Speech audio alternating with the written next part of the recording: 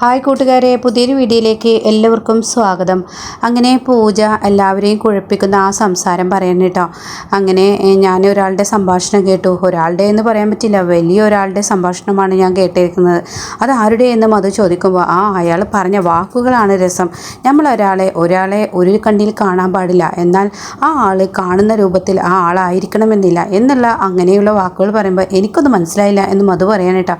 അവിടെ തന്നെ മാധുരിയോട് ചോദിക്കും, മാധുരി ചേച്ചി മനസ്സിലായി? എനിക്കും മനസ്സിലായില്ല. അപ്പോഴേക്കും അച്ചമ്മ പറയാണ്, പൂജ നീ പറയുന്ന വിധത്തിൽ പറഞ്ഞു കൊടുക്ക്, മനസ്സിലാവുന്ന വിധത്തിൽ നീ പറയുമെന്ന് പറയാം കേട്ടോ. അപ്പോൾ അത് കേൾക്കുമ്പോൾ പൂജ പറയാം, മധു ആൻറ്റി ഞാൻ പറഞ്ഞു തരാം. ഇപ്പോൾ മധു ആൻറ്റിക്ക് എന്നെ എങ്ങനെ കാണണമെന്ന് മധു ആൻറ്റിയല്ലേ ചിന്തിക്കുന്നത്. അപ്പോൾ ഞാൻ എങ്ങനെ മാറിയിട്ടും കാര്യമില്ലല്ലോ. അപ്പോൾ മധു ആൻറ്റി ചിന്തിക്കുന്നത് എങ്ങനെയാണെന്ന് എനിക്കറിയില്ലല്ലോ.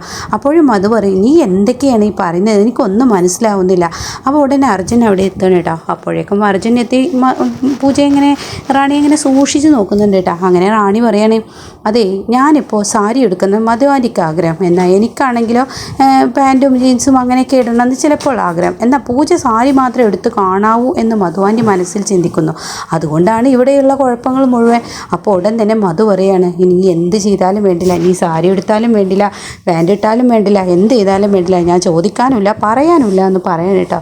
അങ്ങനെ ഇത് കേൾക്കുമ്പോൾ അച്ചമ്മ പറയാണ്, മധുവിനെ അവൾ അങ്ങ് ഒതുക്കി, ഇങ്ങനെ വേണം എൻ്റെ വാചക കസർത്തുള്ള ആ പഴയ പൂജയെ കിട്ടിയിരിക്കുന്നു എന്ന് പറഞ്ഞ് അച്ചമ്മ അങ്ങ് തട്ടിക്കൂട്ട് വാക്കുകൾ പറയാം കേട്ടോ. അപ്പോൾ ഇതങ്ങ് കേൾക്കുമ്പോൾ അർജുൻ അങ്ങ് ദേഷ്യം പിടിച്ചിട്ട്, എടി നീ നന്നായി കളത്തിലിറങ്ങി കളിക്കുന്നുണ്ടല്ലേ, എന്നാൽ ഞാനും ഒരുങ്ങിയിരിക്കുകയാണ് എന്ന് അർജുൻ ഇങ്ങനെ നോക്കുമ്പോൾ പെട്ടെന്ന് റാണി അങ്ങ് നോക്കണേ, എന്താ എന്നെ ഇങ്ങനെ നോക്കുന്നത്?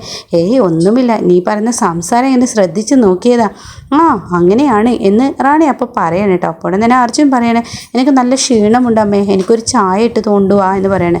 അങ്ങനെ അർജുൻ അങ്ങ് പോകുമ്പോൾ അതെന്താ അജുവേട്ടാ, ഞാൻ ചായ ഇട്ടാൽ കുഴപ്പമില്ലേ, നിനക്ക് പാചകമൊക്കെ മറന്നു കിടക്കല്ലേ, അങ്ങനെയുള്ള നീ ചായ ഇട്ടാലേ അത് വേണ്ട, എനിക്കിപ്പോൾ നല്ല കടുപ്പത്തിലുള്ളൊരു ചായയാണ് വേണ്ടത്, അത് അമ്മയുടെ കൈകൊണ്ട് തന്നെ ആവട്ടെ എന്ന് പറയാണ്.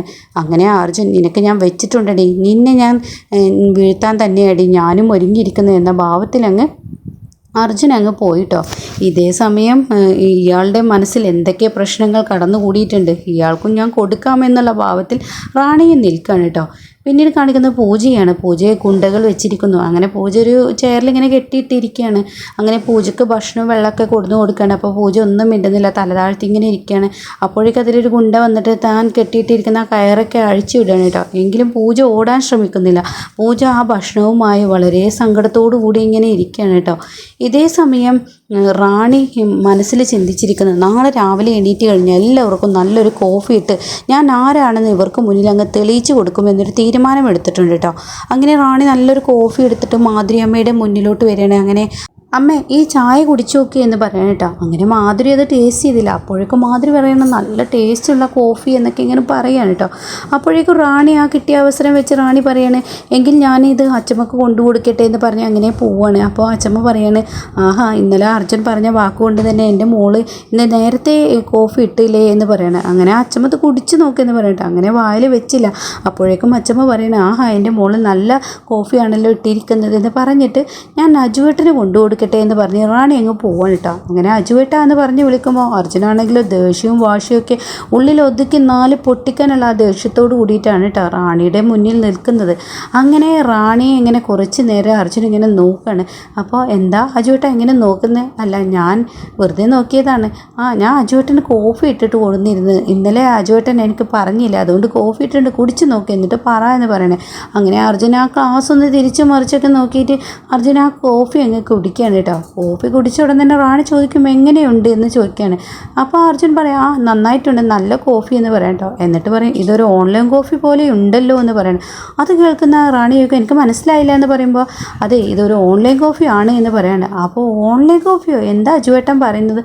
ഇതൊരു ഓൺലൈൻ കോഫിയുടെ ടേസ്റ്റ് ഉണ്ട് എന്ന് പറയാം കേട്ടോ. അപ്പോൾ ഉടൻ തന്നെ റാണി ഇങ്ങനെ മനസ്സിൽ കരുതാണ്, ഇയാളിപ്പോൾ ഞാൻ കോഫി ഇടുന്നതായിട്ട് കണ്ടിട്ടുണ്ടാവുമോ എന്നിങ്ങനെ മനസ്സിൽ കരുതുമ്പോൾ അർജുൻ റാണി ഇങ്ങനെ കോഫി ഇടുന്ന ആ രംഗം ഇങ്ങനെ ആലോചിക്കുകയാണ് കേട്ടോ. യൂട്യൂബിൽ നോക്കിയിട്ട് ഇങ്ങനെ റാണി കോഫി ഇടുന്ന ആ ഒരു രംഗം ആലോചിക്കുകയാണ്. അങ്ങനെ എടി നിന്നെ ഞാൻ ഇനി പിടിക്കാൻ തന്നെ അടി ഞാൻ ഇറങ്ങിയിരിക്കുന്നത് എന്നിങ്ങനെ അർജുൻ മനസ്സിൽ കരുതുന്നുണ്ട്. അപ്പോഴേക്കും അർജുൻ പറയണേ ഇനി ഞാൻ പോട്ടെ, എനിക്കൊന്ന് പെട്ടെന്ന് പോകണമെന്ന് പറയണേ. എന്താ ചോട്ടെ എത്ര തിരക്ക്? അതെ, ആൾമാറാട്ടം നടത്തിയവളെ പിടിച്ചിട്ടുണ്ട് എന്ന് പറയട്ടോ. അപ്പോൾ അത് കേട്ടോണ്ട് തന്നെ റാണിക്ക് അങ്ങ് ചുമ വരികയാണ് കേട്ടോ. ഇപ്പോൾ ഈ ചുമ വന്നോടെ തന്നെ എന്താ പ്രശ്നം? ഒന്നുമില്ല. എന്താ അജുവേട്ടൻ പറഞ്ഞ ആൾമാറാട്ടം? ആൾമാറാട്ടം പണ്ടെങ്ങോ അയാൾ ഓടിപ്പോയത് അത്ര വീട്ടിൽ നിന്ന്. പിന്നീട് കുറേ കാലങ്ങൾക്ക് ശേഷം അയാൾ തിരികെ വന്നു. എന്നിട്ട് ആ കുടുംബത്തിലുള്ള സ്വത്തുക്കളും മുതലുകളൊക്കെ കൈക്കലാക്കാൻ ശ്രമിച്ചു. അങ്ങനെ എന്തൊക്കെയോ ആൾമാറാട്ട കേസാണ്. എന്തായാലും ഇനി പുറത്ത് കിടക്കാൻ പറ്റാത്ത വിധത്തിലുള്ള ആ പരിപാടിയാണ് ചെയ്യുന്നത് എന്ന് പറയുമ്പോൾ, എടോ താൻ ആൾമാറാട്ടല്ലേ താൻ കണ്ടിട്ടുള്ളൂ, എന്നാൽ ഇവിടെ ഞാൻ കൊലപാതകമാടോ ചെയ്യാൻ പോകുന്നതെന്ന് പറയുമ്പോൾ അർജുൻ അങ്ങ് പോയിട്ടുണ്ടാവും കേട്ടോ. പിന്നീട് അർജുൻ അങ്ങ് ഇറങ്ങിപ്പോയ ആ വഴി തന്നെ നന്ദനും അതുപോലെ അരുണിമയും അങ്ങ് കയറി വരണം. അപ്പോൾ അരുണിമയും നന്ദനെയും കാണുമ്പോൾ അമ്മയും അച്ഛനും എന്നൊക്കെ പറഞ്ഞ് സ്വീകരിക്കുകയാണ്. അപ്പോൾ അരുണിമയുടെ മുഖത്ത് വലിയ ഉന്മേഷമൊന്നുമില്ല. അപ്പോൾ റാണി ഉടൻ തന്നെ പറയുന്നുണ്ട്, എന്താ അമ്മക്ക് ഇത്ര വലിയ ടെൻഷൻ എന്ന് പറയുമ്പോൾ, നിൻ്റെ അമ്മക്ക് ഇന്ന് രാവിലെ മുതൽ ഇങ്ങനെയാണ്, അതുകൊണ്ടാണ് ഇങ്ങോട്ടേക്ക് ഞാൻ കൊണ്ടുവന്നത് എന്ന് നന്ദൻ പറയാം കേട്ടോ. ഞാനിങ്ങനെ ഒരു കേസുമായി പോവുകയാണ്, അപ്പോൾ ഇവിടെ ഇറക്കിയിട്ട് പോകാമെന്ന് കരുതി വന്നതാണ് എന്നൊക്കെ ഇങ്ങനെ പറയുമ്പോൾ, അമ്മയ്ക്ക് എൻ്റെ കൈ കൊണ്ടൊരു കോഫി ഇട്ടാൽ തീരാവുന്ന പ്രശ്നമേ ഉള്ളൂ, ഞാൻ എൻ്റെ കൈ കൊണ്ടൊരു കോഫി ഇട്ട് തരാം എന്നിങ്ങനെ റാണി പറയാണ്. അപ്പോഴേക്കും അച്ഛമ്മയും മാതിരി അങ്ങ് വന്നു കേട്ടോ. അങ്ങനെ അച്ഛമ്മയും മാതിരിയും അതിൻ്റെ അരുണിമ മോള് വന്നോ എന്നൊക്കെ പറയാണ്. അങ്ങനെ അച്ഛമ്മ പറയാണ്, മോളെ കാണണമെന്ന് ഞാൻ ആഗ്രഹിച്ചുള്ളൂ, നീ ഇങ്ങോട്ടേക്ക് വന്നില്ലേ, ഒരുപാട് സന്തോഷമായി എന്നൊക്കെ ഇങ്ങനെ പറയുമ്പോൾ റാണി ചോദിക്കുകയാണ്, അച്ഛനെന്ത് കോടതിയിൽ പോകണ്ടേ? അപ്പോൾ ഉടൻ തന്നെ നന്ദൻ പറയാണ്, എനിക്ക് കോടതിയിൽ പോകണം, എനിക്ക് കേസും കാര്യങ്ങളൊന്നും എനിക്ക് അത്ര താല്പര്യമില്ല. അർജുനും പൂജയും മനസ്സ് വെക്കുകയാണെങ്കിൽ അച്ഛനൊന്ന് ഫ്രീ ആയിട്ട് ഇരിക്കാം, അച്ഛന് വീട്ടിലിരിക്കാനാണ് ഇഷ്ടം, റിട്ടയർഡ് ആവാനാണ് താല്പര്യം എന്നൊക്കെ ഇങ്ങനെ പറയുമ്പോൾ, എടോ തന്നെ ഞാൻ റിട്ടയർഡ് ആക്കി തരാടോ, താൻ ഇനി വീട്ടിലിരിക്കുന്നത് ഞാൻ കാണിച്ചു തരാടോ എന്നിങ്ങനെ റാണി ഇങ്ങനെ പറയണം കേട്ടോ. അങ്ങനെ റാണി പിന്നീട് പറയണം, ഞാൻ അച്ഛനും അമ്മയ്ക്കും ഒരു ചായ എടുക്കാമെന്ന് പറയുമ്പോഴേക്കും മാതിരി പറയാം, അത് വേണ്ട ഞാൻ എടുത്തോളാം. അപ്പോഴേക്കും റാണി പറയും, എൻ്റെ അച്ഛനും അമ്മയല്ല ഞാൻ എടുത്തോളാം, അമ്മ ഇവിടെ നിൽക്കുകയെന്ന് പറഞ്ഞ് അങ്ങ് പോകുമ്പോൾ അരുണിമ പറയാണ്, മോൾക്ക് ഒരുപാട് വ്യത്യാസമുണ്ടല്ലോ. അപ്പോഴേക്കും മാതിരി പറയണ പഴയ പൂജയായിട്ടുണ്ട് എന്നുള്ള ആ സംസാരമൊക്കെയാണ് കേട്ടോ. അപ്പോഴായിരിക്കും നന്ദൻ്റെ ഫോണിലോട്ട് ഒരു കോള് വരുന്നത്. അങ്ങനെ നന്ദൻ ഹലോ എന്നിങ്ങനെ പറയുന്നുണ്ട്. പക്ഷേ ആ കോള് നന്ദനെ അറ്റൻഡ് ചെയ്യാൻ പറ്റുന്നില്ല കേട്ടോ. അങ്ങനെ നന്ദൻ അപ്പുറം ഇപ്പുറമൊക്കെ പോയി നോക്കുന്നുണ്ട്. അപ്പോഴേക്കും റാണി ഇത് ശ്രദ്ധിക്കുകയാണ്. അങ്ങനെ റാണി വന്നിട്ട് പറയണേ, അച്ഛാ ഇവിടെ 2-3 ദിവസമായിട്ട് റേഞ്ചിൻ്റെ ഇഷ്യൂ ഉണ്ട്, അതുകൊണ്ട് അച്ഛൻ മുകളിലത്തെ ടെറസിലോട്ട് പോയിക്കോളൂ എന്ന് പറയണം. അങ്ങനെ നന്ദൻ ഈ വാക്കുകൾ കേട്ടിട്ട് മുകളിലത്തെ ടെറസിലോട്ട് അങ്ങ് പോവാണ്.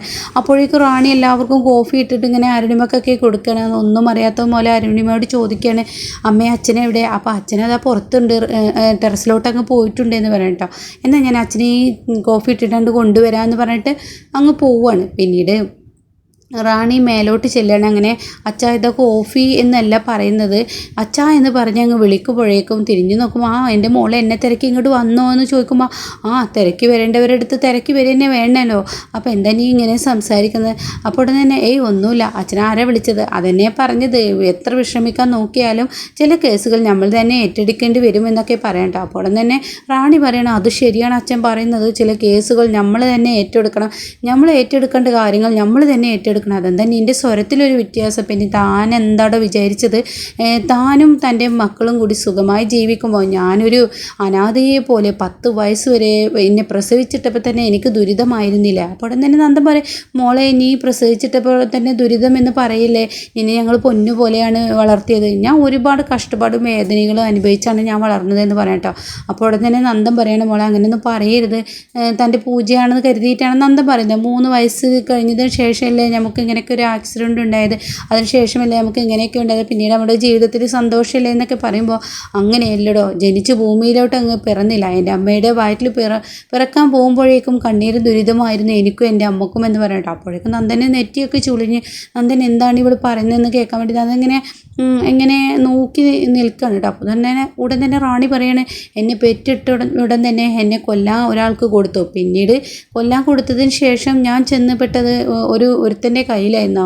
അവനാണെങ്കിൽ 10 വയസ്സ് വരെ എന്നെ നല്ലപോലെ നോക്കി വളർത്തി. പക്ഷേ 10ാമത്തെ വയസ്സിൽ അവൻ കണ്ടിരുന്നത് വേറെ അർത്ഥത്തിലാണെന്നുള്ളത് എനിക്ക് പിന്നെ മനസ്സിലായത്. പിന്നീട് ഞാൻ അവൻ്റെ നേർക്ക് കത്തിയെടുത്ത് ഞാൻ അങ്ങ് പോയി എന്നുള്ള ആ കഥകളൊക്കെ ഇങ്ങനെ പറയാം കേട്ടോ. അപ്പോഴായിരിക്കും നന്ദൻ ഇങ്ങനെ ഓർമ്മ വരുന്നത്, താൻ ഇനിയിപ്പോൾ അഞ്ജനയുടെ കാര്യമായിരിക്കും ഇവൾ പറയുന്നതെന്ന ഭാവത്തിൽ നന്ദൻ നിൽക്കുകയാണ്.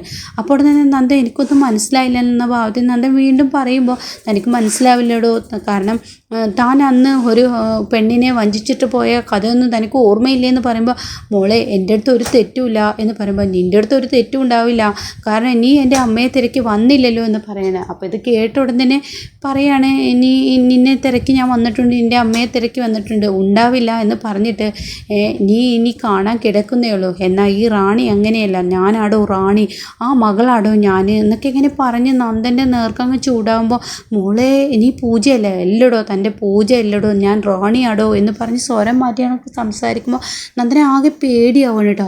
അങ്ങനെ നന്ദന് അങ്ങോട്ട് പറയും, ഞാൻ തരൂടോ തനിക്ക് ശിക്ഷ, എൻ്റെ അമ്മയെയും എന്നെയും കണ്ണീര് കുടിപ്പിച്ചതിനുള്ള ശിക്ഷ ഞാൻ തരൂടോ, ഞാൻ തന്നെ വെറുതെ വിടില്ലല്ലോ എന്ന് പറഞ്ഞ ഉടൻ തന്നെ നന്ദൻ പറയണേ, നിൻ്റെ അമ്മാവൻ എന്നെ ഒരുപാട് ദ്രോഹിച്ചിട്ടുണ്ട്, ജീവിതത്തിൽ സുഖമെന്താണെന്ന് അറിയാത്തൊരു വ്യക്തിയാണ് നിൻ്റെ അമ്മാവൻ എന്നെ ഒരുപാട് ഉപദ്രവിച്ചിട്ടുണ്ട് എന്ന് പറയട്ടെ. അപ്പോൾ ഇത് കേട്ട ഉടൻ തന്നെ റാണി പറയാണ്, എൻ്റെ അമ്മാവൻ എന്നെ ഉപദ്രവിച്ചില്ലേ എന്നുള്ളതല്ല, എന്നാൽ ഞാൻ അങ്ങനെയല്ല, ഞാൻ കൊടുക്കാനുള്ളത് അപ്പോഴേക്കപ്പം തന്നെ അങ്ങ് കൊടുക്കും എന്ന് പറഞ്ഞിട്ട് നന്ദൻ്റെ അടുത്തോട്ട് പോകുമ്പോൾ നന്ദൻ ഇങ്ങനെ പേടിയാവാണ്. അങ്ങനെ നന്ദൻ എന്നെയും ടെറസിൻ്റെ ബാക്കിലോട്ട് ഇങ്ങനെ നീങ്ങി പോവാണ് കേട്ടോ. അങ്ങനെ നന്ദൻ ഈ നീങ്ങി പോകുമ്പോൾ റാണി എന്ത് ചെയ്യും, വീണ്ടും നന്ദൻ്റെ അടുത്തോട്ട് വീണ്ടും ചെല്ലാണ്. അങ്ങനെ നന്ദൻ പിറകിലോട്ട് കാല് വെക്കുമ്പോൾ പെട്ടെന്ന് റാണി ബാക്കിലോട്ട് അങ്ങ് ചെന്നിട്ട് നന്ദൻ്റെ നെഞ്ചത്തോട്ട് ഒരൊറ്റ ചവിട്ടങ്ങ് ചവിട്ടിയിട്ട് ടെറസിൽ നിന്ന് അങ്ങ് താഴെ ഇടാൻ. അതോടുകൂടി നന്ദൻ താഴോട്ട് വീഴാണ്. എന്നാൽ ഈ സമയം കനകച്ചേച്ചി താഴെ ഉണ്ടാവും. അങ്ങനെ കനകച്ചേച്ചി ഈ വെള്ളം ഒഴിക്കാൻ വേണ്ടി പോകുന്ന സമയത്താണ് നന്ദൻ തൻ്റെ മുന്നിലോട്ട് വന്ന് വീഴുന്നത്. അതോടുകൂടി കനകച്ചേച്ചി അങ്ങ് ചീറാണ് കേട്ടോ, അങ്ങ് അലറി വിളിച്ച് കരയാണ്. ഇതോടുകൂടി റാണി ഇങ്ങനെ മേലെ നിന്ന് ഇതൊക്കെ ആസ്വദിച്ച് കാണുമ്പോഴായിരിക്കും കനകച്ചേച്ചി അവിടെ നിൽക്കുന്നത് കാണുന്നത്. അപ്പോഴേക്കും റാണി ബാക്കിലോട്ട് വലിയാണ്. അങ്ങനെ കനകച്ചേച്ചി ആണെങ്കിലും മുകളിലോട്ട് നോക്കുമ്പോൾ ആരെയും കാണുന്നില്ല. അങ്ങനെ റാണി പെട്ടെന്ന് ടെറസിൽ നിന്ന് താഴോട്ട് ഇറങ്ങി വരുന്ന സമയത്താണ് അരുണിമ മുകളിലോട്ട് കയറി വരുന്നത് കേട്ടോ. അരുണിമയെ കണ്ട റാണി വീണ്ടും ബാക്കിലോട്ട് അങ്ങനെ കയറുകയാണ്. അപ്പോൾ പിന്നീട് റാണിക്ക് തോന്നുകയാണ് അത് വേണ്ട, അരുണിമയുടെ മുന്നിലോട്ട് തന്നെ വരാമെന്ന് കരുതി റാണി ഓടിക്കൊണ്ട് വരുന്ന ആ ഒരു സീനിലാണ് എപ്പിസോഡ് നിർത്തിയിരിക്കുന്നത്.